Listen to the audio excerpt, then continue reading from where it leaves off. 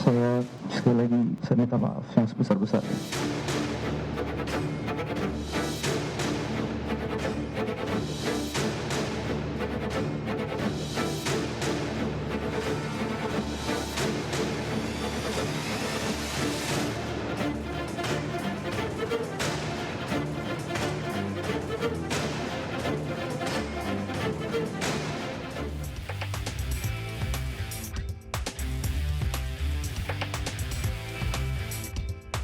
Halo pemirsa, selamat pagi. Pelaku pembunuhan wanita muda di Garut, Jawa Barat yang jasadnya ditemukan dengan luka akibat batang bambu ternyata kekasih korban. Pelaku cemburu karena saat bertemu korban sibuk chatting dengan pria lain di media sosial. Saya Brigita Ferlina. Kita jumpa lagi di program Berita Kriminal.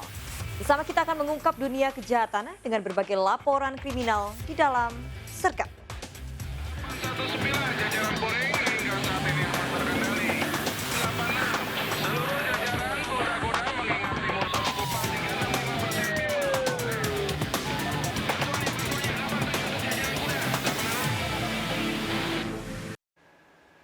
Pemirsa, sebuah mobil terbakar saat melaju di ruas tol Becakayu Durensawit, Jakarta Timur. Mesin mobil yang terlalu panas diduga menjadi pemicu kebakaran. Izin komandan melaporkan Ambon dari Jakarta. Mobil berjenis sedan ini terbakar saat melintas di tol Becakayu kilometer 9800 di Durensawit, Jakarta Timur pada Minggu malam. Mobil yang datang dari arah Jakarta ini terbakar akibat overheat pada bagian mesin. Api dengan cepat membesar dan menghanguskan seluruh bagian mobil. Saat terbakar, beberapa kali terdengar suara ledakan. Pengemudi mobil selamat dalam insiden kebakaran ini. 2 unit mobil pemadam kebakaran dikerahkan ke lokasi untuk memadamkan api. Setelah kami konfirmasi ke pemilik bahwasanya itu terjadi karena adanya overheat daripada mesin sendiri. Dan overheat itu tidak terlihat di indikator dashboard mobil sendiri. Jadi tiba-tiba terjadi overheat dan terjadi panas, informasinya langsung membakar. Akibat kebakaran, kerugian diperkirakan mencapai ratusan juta rupiah. Dari Jakarta, Rio Manik melaporkan. Tak terima ditegur, komplotan geng motor menyerang seorang juru parkir di Kota Makassar, Sulawesi Selatan. Korban tewas terkena panah anggota geng motor. Ironis, penyerangan dipicu hanya karena pelaku tak terima ditegur korban saat melintas dengan suara knalpot bising.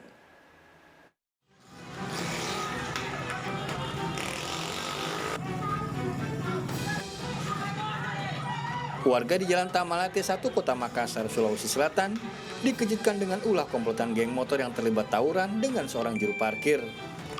Korban yang seorang diri sempat melakukan serangan balik dengan mengejar komplotan geng motor. Peristiwa di halaman salah satu minimarket ini membuat korban R 27 tahun tewas setelah terkena 2 panah di punggung dan dada. Sebelumnya, komplotan geng motor tersebut ditegur oleh korban saat melintas di lokasi kejadian karena bersuara bising. Namun para pelaku tak terima hingga menyerang korban dengan melepaskan anak panah.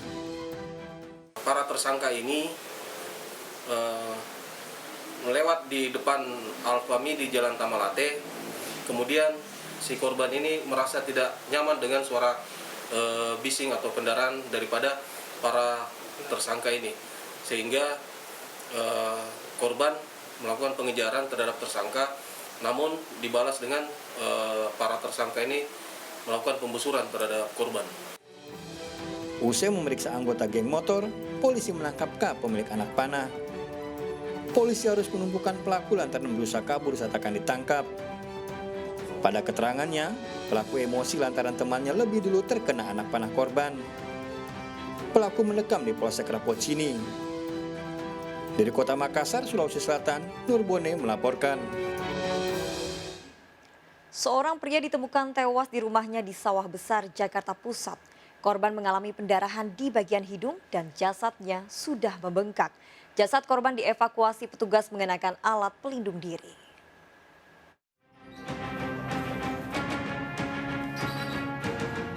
Petugas mengenakan APD lengkap mengevakuasi jasad seorang pria yang tewas di rumahnya sendiri Jalan Karanganyar, Sawah Besar, Jakarta Pusat.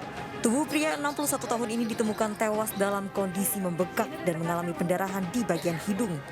Sehari-hari korban bekerja sebagai pedagang dicurigai tewas karena sudah 2 hari tidak beraktivitas. Korban juga tinggal sendiri terpisah dari keluarga. Tidak ditemui tanda kekerasan di tubuhnya, petugas melakukan rapid test dan hasilnya negatif. Diduga kuat korban tewas karena penyakit yang dideritanya. Di sini pun ada keluarganya. Oh, ada keluarga. Ada keluarganya, ada saudara-saudaranya. Cuman dia tuh saat ini tuh dia memang di kamar sendiri. Oh, memang dia nggak mau nyampur. Nggak mau nyampur dia. Dan keseharian juga dengan kita pun aktif kok. Jasad korban dibawa ke TPU Menteng Pulo, Jakarta Selatan untuk dimakamkan. Dari Jakarta Pusat, Rani Stone, Sajaya iNews melaporkan. Pemirsa, pelaku pembunuhan wanita muda di Garut, Jawa Barat yang mayatnya ditemukan dengan luka akibat batang bambu ternyata kekasih korban. Korban hilang usai pergi kencan dengan pelaku. Pelaku cemburu saat keduanya bertemu, korban sibuk chatting dengan pria lain di sosial media.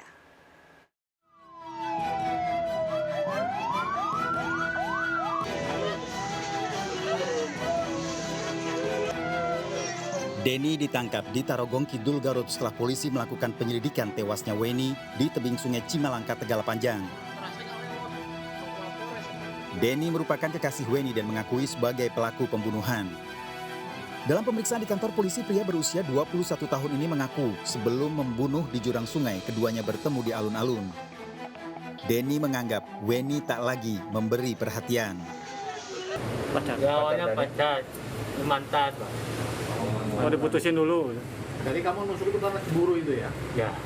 Awalnya ngobrol-ngobrol dulu. Sudah ngobrol, baru saya emosi. Terus saya ke belakang, itu ke depan dia. Kejadian berawal saat Denny mengajak bertemu Weni di alun-alun Garut. Setelah bertemu, Weni sibuk dengan handphone melakukan percakapan dengan sejumlah pria melalui media sosial. Denny cemburu kekasihnya lebih banyak bermain handphone. Sepulang dari alun-alun di tepi jurang sungai Cimalangka, Denny menganiaya korban hingga tewas. Setelah dipastikan Weni tewas, Denny masih mengungkapkan emosinya dengan melukai mayat korban menggunakan bambu yang ditemukan.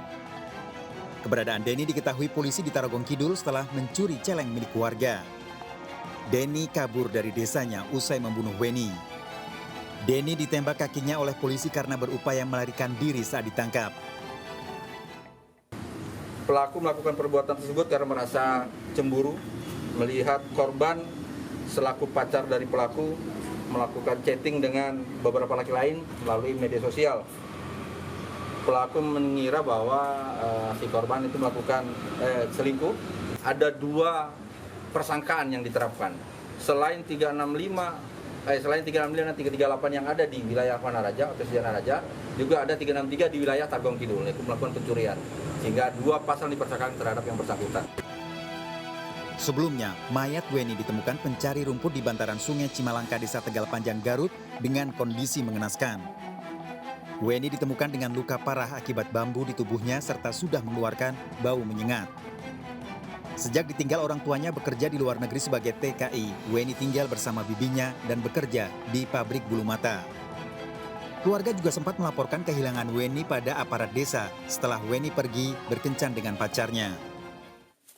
Ke rumah dari hari Selasa, pas di kontaknya nggak nyambung. Pas hari Jumat ya baru ketemu adanya di perusahaan bulu mata. Seharusnya belum menikah, Pak? Belum menikah. Bulu mata siapa tinggalnya, Pak? Pas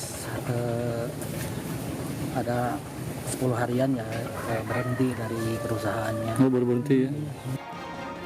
Tersangka dijerat pasal berlapis, pasal pembunuhan dan pencurian dengan ancaman hukuman 15 tahun penjara. Dari Garut, Jawa Barat, Boy Solihin, iNews melaporkan. Pemirsa, penyanyi dangdut Ridho Roma kembali jatuh di lubang yang sama. Baru setahun bebas dari penjara, putra Raja Dangdut Rhoma Irama ini kembali ditangkap polisi atas kasus narkoba. Ditemukan 3 butir pil ekstasi di kantong celananya, Ridho terancam 12 tahun penjara.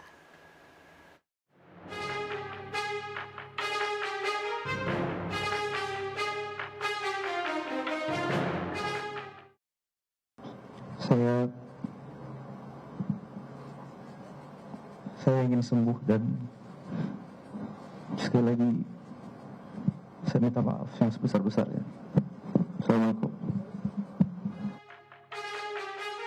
Penyanyi dangdut Ridho Rhoma meminta maaf setelah kembali tertangkap atas kasus penyalahgunaan narkotika. Ridho ditangkap di apartemen di Jakarta Selatan dengan barang bukti 3 butir pil ekstasi yang disembunyikan di kantong celana. Hasil tes urin membuktikan Ridho positif mengkonsumsi narkotika jenis amfetamin dan metafetamin usai menghadiri acara di Bali. Narkoba dibelinya dari seorang bandar berinisial M. Ridho terancam mendekam 12 tahun di penjara. Ya, yang memang pernah juga tersangkut hal yang serupa sejak tahun 2017 yang lalu, kalau tidak salah bulan April 2017 yang lalu, sempat divonis 1 tahun 6 bulan penjara. Ya, dan sekarang terulang lagi. Ini masih tunggu proses, teman-teman semuanya sabar. Bukan pertama kalinya putra Raja Dangdut Rhoma Irama ini terjerat kasus narkoba. Ridho baru bebas dari rutan kelas 1 Salemba, Jakarta Pusat pada Januari tahun lalu setelah putusan kasasi Mahkamah Agung memperberat hukumannya menjadi 18 bulan penjara. Ridho tertangkap tangan mengkonsumsi narkoba tahun 2017 dengan barang bukti 0,7 gram sabu serta alat isap. Seorang penjual nasi goreng di pinggir jalan menjadi korban perampokan handphone. Pelaku mengancam korban dengan celurit. Handphone curian dijual pelaku dan uangnya dipakai mabuk minuman keras.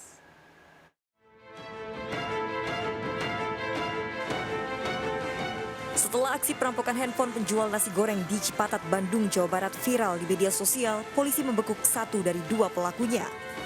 Pelaku dikenali polisi dari jenis jaketnya yang terekam CCTV dan ditangkap di rumahnya tak jauh dari lokasi perampokan. Harian baru menangkap di rumahnya, sehingga pada saat itu bisa diamankan. Ternyata setelah diadakan pemeriksaan, tersangka juga mengakui. Pelaku menyesali perbuatannya, apalagi dilakukan dalam pengaruh alkohol. Handphone curian dijual seharga Rp500.000, uangnya kembali digunakan untuk membeli minuman keras. Kapok banget, menyesal banget. Kapok banget, kapok setelah ditangkap. Jual, Pak. Berapa kamu jual? 500. 500.000. Dipakai apa uangnya? Mabuk lagi, Pak. Dipakai mabuk lagi? Ya. Perampokan yang dilakukan kedua pelaku tergolong sadis. Modusnya pura-pura membeli nasi goreng, kemudian merampas handphone sambil mengancam dengan celurit, bahkan melukai lengan korban. Pelaku kabur bersama rekannya yang menunggu di atas motor. Pelaku terancam hukuman 12 tahun penjara, 1 pelaku lainnya diburu polisi. Dari Bandung, Jawa Barat, Yuwono iNews melaporkan. Pemirsa, 2 orang tewas dan 14 lainnya luka-luka akibat bus yang ditumpangi rombongan pejabat Pemkab Agam terjun ke sungai di Mandailing, Natal, Sumatera Utara. Salah satu korban tewas merupakan Kepala Dinas Kominfo Pemkab Agam.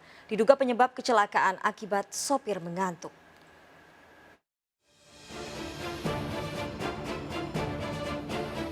Bus pariwisata yang ditumpangi rombongan pejabat Pemkab Agam Sumatera Barat ini terjun ke Sungai Bandar Batang Gadis di Desa Lumban Pasir, Mandailing, Natal, Sumatera Utara. Seorang penumpang Fauzan Utasud Kadiskom Info Pemkab Agam serta sopir tewas di lokasi. Bus berangkat menuju Lubuk Basung Agam setelah rombongan pejabat ini melakukan studi banding ke kota Banda Aceh. Namun as dalam perjalanan pulang bus masuk sungai di tepi jalan lintas Sumatera. Ada mobil dari depan, dari depan ada mobil. Oh, sendiri cuma mobil itu. Mobilnya sendiri. Polisi menduga penyebab kecelakaan akibat sopir mengantuk. Sesampainya di TKP, pengemudi lelah dan ngantuk sehingga ban sebelah kiri bagian depan terberem dan oleng langsung menabrak pagar jembatan dan langsung masuk ke sungai. Penyebab pasti kecelakaan masih diselidiki polisi. Dari Mandailing Natal, Sumatera Utara, Ahmad Hussein Lubis melaporkan. Percobaan pembunuhan janda dan kekasihnya di Sidoarjo, Jawa Timur ternyata dipicu cemburu. Korban wanita yang meminta pelaku datang ke rumah justru didapati berhubungan intim dengan pria lain. Ikuti informasi lengkapnya sesaat lagi. Sergap segera kembali.